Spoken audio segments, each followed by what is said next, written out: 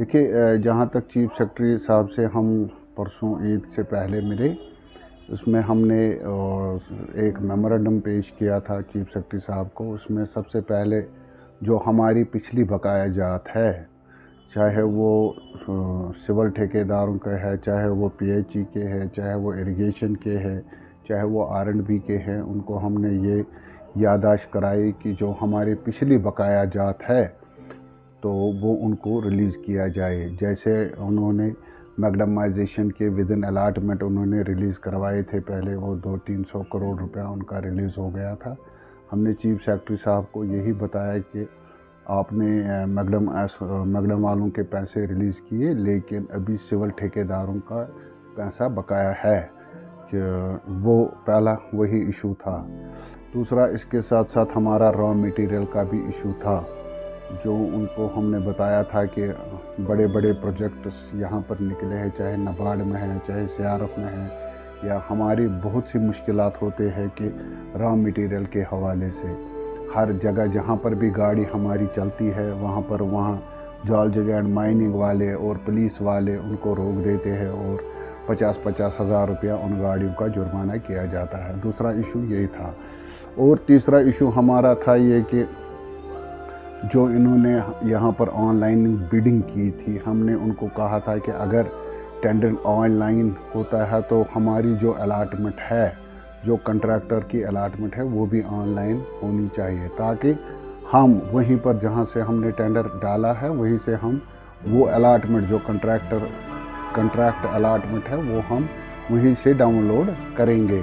जिसमें उन्होंने आश्वासन दिया और उन्होंने कहा कि ये सारे मसले हम देखेंगे और इस पर कमेटी बनाएंगे और हम ये इशू रिज़ॉल्व कर देंगे। इसके हवाले से और मेरा एक रिक्वेस्ट थी ऑनरेबल चीफ सेक्रेटरी साहब से, जो यहाँ का बजट एलोकेशन होती है, आप देखते हैं जहाँ जैसे कि मौसम के एतबार से यहाँ पर आए दिन मुझे लगता है कि सर्दियों में यहाँ खुश्क मौसम होता है अब, और इस वक्त सिर्फ बारिशें। हमने जैसे लद्दाख को इन्होंने एक एमनेस्टी दी है कि जो उनके पैसे है वो रिज़र्व हो रहेंगे, वो लैप्स मार्च में नहीं होंगे। हमारी यही गुजारिश रही कि चीफ सेक्रेटरी साहब से कि वो जैसे होम मिनिस्ट्री ऑफ इंडिया ने लद्दाख को वो आर्डर पास किया है, वो जम्मू कश्मीर के लिए भी वो आर्डर पास होना चाहिए, ताकि ये जो हमारे यहाँ के पैसे पिछले साल जो हमारे 60% एलोकेशन जो बजट की एलोकेशन थी वो 60% हमारी लैप्स हो गई। इसी के हवाले से हम गुजारिश करते हैं, मुझे लगता है होम मिनिस्ट्री से, पीएम ऑफ इंडिया से, प्राइम मिनिस्टर ऑफ इंडिया से और होम मिनिस्ट्री से और यहाँ की एलजी एडमिनिस्ट्रेशन से हम गुजारिश करते हैं, जैसे लद्दाख को उन्होंने एमनेस्टी दी वैसे ही जम्मू कश्मीर को भी एमनेस्टी देनी चाहिए, ताकि ये जो पैसा हमारा लैप्स होता है, गवर्नमेंट ऑफ इंडिया यहाँ पैसे भेजती है, लेकिन मौसम के एतबार से, बाकी मसाइल के एतबार से वो पैसा हम सारा खर्च नहीं कर सकते। बाद में ये होता है कि मार्च में वो पैसा लैप्स होता है। होना यही चाहिए था कि वो पैसा यहाँ रिजर्व रहना चाहिए था उन डेवलपमेंट कामों के लिए जिनके लिए उन्होंने गवर्नमेंट ऑफ इंडिया ने उस वक्त वो रखे हुए हैं, वो ताकि यहाँ भी डेवलपमेंट दिख सके। क्योंकि हमें अगले साल फिर पुराना ही वर्क्स प्रोग्राम वापस बनाना पड़ता है और नया वर्क्स प्रोग्राम कुछ नहीं होता है। इसीलिए मेरी गुजारिश है आपके माध्यम से प्राइम मिनिस्टर ऑफ इंडिया से, होम मिनिस्टर ऑफ इंडिया से, ताकि जैसे इन्होंने लद्दाख को एमनेस्टी दी, वो जम्मू कश्मीर को भी एमनेस्टी देनी चाहिए। डेवलपमेंट वर्क्स के लिए कोई बैन नहीं होनी चाहिए थी। इसमें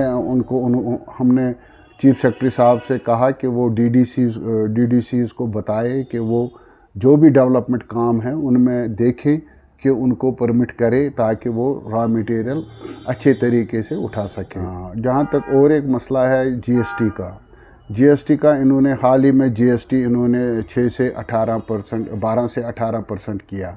जो कि हम गवर्नमेंट को ये बताना चाहते हैं, गवर्नमेंट ऑफ इंडिया को, फाइनेंस मिनिस्ट्री ऑफ इंडिया को ये गुजारिश करने चाहते हैं कि जो हमारे पिछले प्रोजेक्ट है, जैसे नाबार्ड है, पीएमजीएसवाई है, या बड़ी बड़ी बिल्डिंगें हैं, या हमारे ब्रिजेज़ है, या वाटर स्कीम्स है बड़े बड़े जो हमारी है, जिसमें हमारी डीएलपी कम से कम जिसमें हमारा ये कंपटीशन टाइम जो 3 साल होता है, उसको हमने पिछले साल टेंडर डाला एट द रेट ऑफ 12% जो हमारा जीएसटी था। बदकिस्मती है गवर्नमेंट ऑफ जीएसटी काउंसिल ने इस साल अब 18% किया। मेरी गुजारिश है कि आपके माध्यम से मेरी रिक्वेस्ट है जीएसटी काउंसिल ऑफ इंडिया को कि वो इस पर नज़रसानी करे। जो हमारे पिछले प्रोजेक्ट है उन पे यही 12% ये लगना चाहिए, जीएसटी 12% लगना चाहिए। और जो नए प्रोजेक्ट है अगर उसमें 18 भी लगेगा, जो ऑनवर्ड्स जुलाई ऑनवर्ड्स जब ये ऑर्डर निकला उसके ऑनवर्ड्स अगर ये 18% भी लगेगा तो हमें कोई प्रॉब्लम नहीं है। हम यही सोच कर टेंडर डालेंगे कि अब जीएसटी 18% देना है। लेकिन जो हमने टेंडर ऑलरेडी डाले हुए या जो टेंडर हमारे अवार्ड हो गए हैं वो तो हमने उस वक्त यही सोच कर डाले थे कि इसमें जीएसटी 12% है। इससे हमारा ह्यूज लॉस होने का अंदेशा है अगर गवर्नमेंट ऑफ इंडिया इस पर कोई नज़रसानी न करे।